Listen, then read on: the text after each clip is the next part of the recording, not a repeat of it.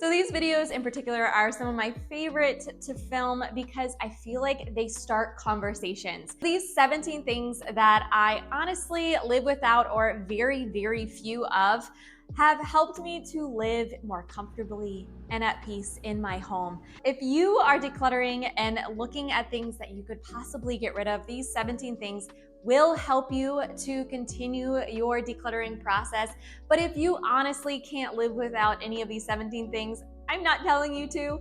This is just my own personal journey and things I have found that I just don't need. The first thing is having a lot of excess plants. As somebody who really enjoys gardening, and I'm even trying to grow my own vegetables now, which is a hoot because it's a lot harder than I thought it would be. But I really enjoy having indoor plants as well. And when I first started this minimalist journey, I had plants exploding everywhere, and I had a lot of fake plants as well. And I know we all have different feelings about fake plants, but for me personally, I don't like having them anymore. I found that I don't get the same joy and satisfaction out of fake plants, so that is something that I've decluttered completely.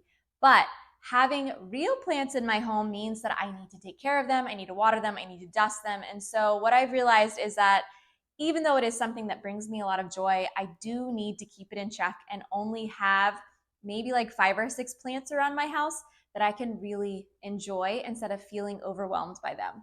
The second thing that I have decluttered in my life is my treadmill. So having all of that excess workout equipment, I realized very quickly after I bought the treadmill that having a treadmill is not going to change my mind about running. I don't enjoy running and I don't do it very often. I get a lot of enjoyment from walking outside, but what I found is that I don't get the same enjoyment on a treadmill. So if you have all this excess workout equipment and you're finding yourself not using it, not enjoying it, then it might just be that you have the wrong equipment, that maybe you're like me and you'd rather work out outside in nature than being indoors. And so if you are like a lot of us Americans and you are finding you're not using it, then maybe you're just doing the wrong workout, and those big bulky pieces of equipment can go. The third thing is specialty kitchen utensils or equipment that you have in your home that you're not using. And if you haven't watched my kitchen video, I will link it below. I got rid of my pressure cooker because it was something that I just wasn't ever using. And we now have an air fryer and we use it all of the time. And so finding those things that are working for you, but not hanging on to things like crock pots just because everyone else has them, and that you feel like one day you might use it. But if it's not your kind of cooking, then you are taking up so much extra space.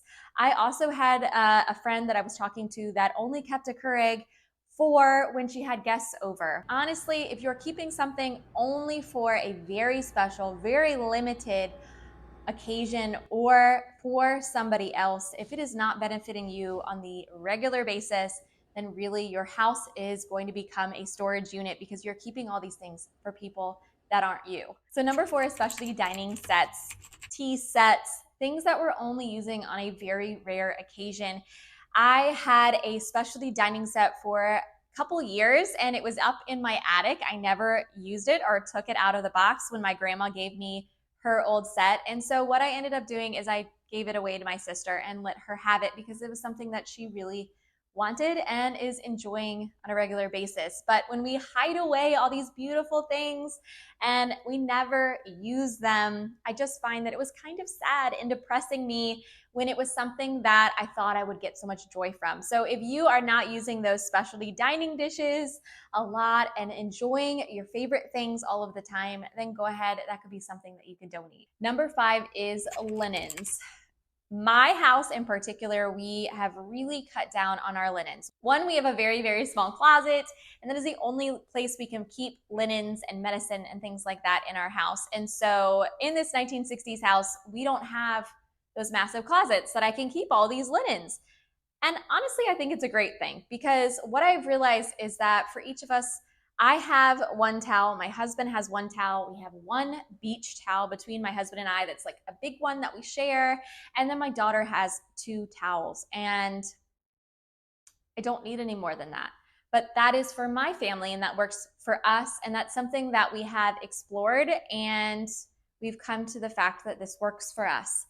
But if you are feeling like your linen closet is exploding out and you are keeping all of these excess linens for your bed or towels, then it's something that you can kind of explore and experiment with and take out the excess, maybe put them in another room and see if you can live with less. I guarantee you that not having to wash a ton of linens like towels and sheets, all those excess all of the time, definitely cuts down on the amount of times that you have to do laundry and the amount of laundry you have to do. So experimenting and maybe finding a new normal for the amount of linens you have will definitely help to alleviate some of that pressure. If you're new here, my name is Becky Truda, and on Minimalist, we talk about decluttering and organizing and living a minimalist life. Go ahead, and I'd love if you hit that subscribe button. But also, if you're on this journey already with us, then go ahead and throw a heart emoji down below and let us know that we're all in this journey together. So number 6 is having excess large pieces of furniture. So I am personally thinking about a hutch that we got rid of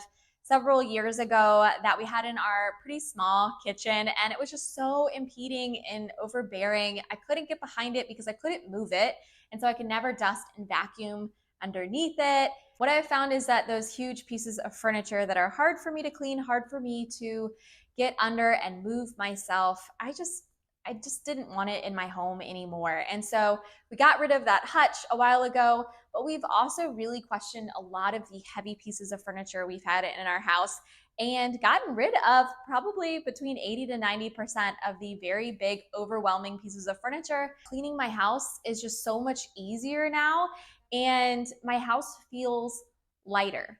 So if you're walking into your house and you just feel like the walls are caving in and it feels like there's too much, often it's those big pieces of furniture that maybe you can start questioning you just don't need in that room. Number 7, I was really bad at. It took me a while to get over this and to cut back, years of cutting back, but that is having excess decor for birthdays, for holidays, and storing all of this stuff. I just felt like my home was a storage unit because I had boxes and boxes for every holiday under the sun. And every birthday, I would keep all of the decorations in case we wanted to use them for the next birthday. And I just found that often when the next birthday would come, we wouldn't use it, or maybe we'd only use the very basics. And so I was hanging on to all of this stuff and then not really enjoying it and not really using it again. And when it comes to Christmas, what I've found is my daughter has a few very special pieces she really enjoys, and we bring those out every year, but we had so much excess that really my daughter didn't even know what we had. And so now we get a fairly small tree and we decorate it with a few ornaments. And there are a few decorations that we put out every year, but because there is a few, they are each special and have a lot of memories attached to them. And so when you explode your house with tons and tons of decor, often the special things get overlooked. Number 8 is to make an assessment of the craft and hobby supplies that you're keeping. So recently I just got rid of some pickleball stuff that my husband and I had gotten over Christmas, thinking that it was a fun hobby that we could start up and do, but in reality, we didn't do it. We never took up pickleball. And so being able to say, yes, this is something that I thought would be cool, but it didn't work out, and being able to donate those things out, it's amazing how much space hobbies and craft supplies can take up. And I think they're really hard for us to get rid of because it's like that person that we were hoping that we were going to be, or that thing that we thought we would be really into, and we spent a lot of money, and so we feel guilty getting rid of those things. But it is so freeing when you don't have that stuff staring you in the face anymore, of that person that you just aren't, or that thing that you just can't keep up with right now. And it doesn't mean you can't take it up later, but it does mean that you're regaining that space to maybe explore something new. Number 9 is cleaning products. So those cleaning products that you heard great things about and so you bought them, or that detergent that you thought would be game-changing, but it just doesn't work for your clothes. Being able to make an assessment and getting rid of a lot of the extra that you have hanging around your house. I once had about 10 bottles of Windex. I don't even have that many windows, so I don't know what I was going to do with all that Windex. But what I have found is that I really just like having 2 spray bottles, and they have cleaning fluid that I put in there myself that's like from a powder. I get it from, I think it's called Evergreen is the one that I use. I will link it down below, but I really like using that now, and I found that it works really well, and just a couple of rags will do the trick for most of the cleaning that you could need in your house. Number 10, I feel like a lot of us can be very guilty of it, but it was from good intentions, and that's having too many water bottles. So water bottles is something that I really like, having one that I really enjoy. And so a couple years ago, I got a Stanley before this like crazy fad of Stanleys really took off. But I got one for Christmas and I really enjoyed it. But then I found that it spilt a lot. And I didn't want to take it out of the house because, one, it was so bulky, and two, it didn't have a lid that kept the water in. And so my daughter would spill it, I would spill it. And so I got a new water bottle. But I feel like a lot of times we do that and we are experimenting, we get something new, and then we hang on to the old for too long. So looking at your water bottles that you have in your house, look around maybe your coffee cups that you have in your house and see if you're just keeping a lot that you don't necessarily really enjoy, but you're thinking that what if one day I want to go back to this one. Maybe keep a couple, 2 or 3, but besides that, we don't need whole cabinets worth of water bottles. So number 11 is excess bedroom decor. And so that can be anything from the pillows and the throw blankets and all of the wall things that are surrounding you when you go to sleep. What I have found in a lot of studies show that when you have a cluttered bedroom, often you don't sleep as well. And so getting rid of a lot of the excess on the walls and getting rid of a lot of the excess around you in general, like those big oversized chairs or maybe all the excess tables you have in your bedroom, will actually help you scientifically sleep better. What I have found is that I don't like having any excess pictures on my walls, but I know I am the extreme. But when you have a lot of excess bedroom decor, I have found that often I will be thinking, oh, I need to dust that before I go to bed. Or, oh, like that one's crooked. And you don't want to be thinking all those thoughts before you go to sleep. You want your bedroom to be a place of solace and relaxation and a signal to your body that it is time to go to sleep. So what I found is that taking out a lot of the excess bedroom decor has helped me to go to sleep faster and to stay asleep longer. Which goes with number 12, which is really all those excess throw pillows. I am not somebody who enjoys them anymore, but I used to, so I get it. If this is your thing, some people love to exchange their throw pillows out, and I would never stop someone from doing that. But really assessing and cutting down on the amount of pillows that you have is just one less thing off your plate. And so on my bed, I don't have any throw pillows, and on the couch that we have in our living room, I have 2 that my mom gave me. And I personally don't ever change them out. I just keep out the ones that I have. But if I did, and I used to exchange pillows, maybe having 1 new set per season. So really assessing, do you really love this pillow? Is this something that you're getting a lot of joy from? And if not, go ahead and donate it. Number 13 is a game changer. And that is getting rid of those excess side tables or coffee tables that are taking up valuable space in your home. So in my living room and downstairs in our den, we don't have any side tables. The only coffee table I have is in my living room, which we use all of the time as a craft table, as a place we sit when we have extra guests, as a place we put our feet up. So we use it all of the time, but really assessing, are those extra tables being helpful and useful, or are they just taking up a lot of real estate? I am definitely guilty of loving to go to thrift stores and yard sales and buying all of these cute little tables because they're adorable, right? But what I found is that when I had to snake around my living room and it was really hard to vacuum, really hard to keep up with, the value of that table diminished significantly because it was making my life harder. Number 14 are all those extra blankets. So really taking a good look at those extra blankets that we're keeping just in case. Now, I like to have one on our couch down here, and I like to have an extra one when it gets cold in the winter for upstairs and for my daughter. But we have done several big declutters on all those excess blankets that we were keeping just in case we had, I don't know, 5 or 6 guests stay with us when that has never happened.